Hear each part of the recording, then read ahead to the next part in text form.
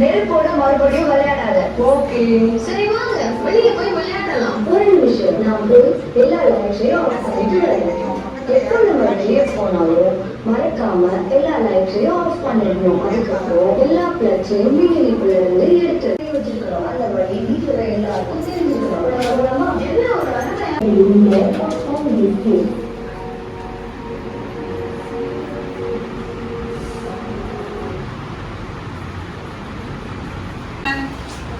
என்ன ஒரு ஜாயின் பண்ணக்கூடாது, அதுக்கப்புறம் சொல்லக்கூடாது.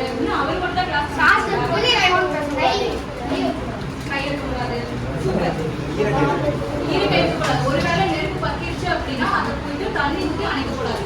வேற ஏதாச்சும் பிளாஸ்டிக்கோ இல்லை உடன் கம்பியோ வச்சு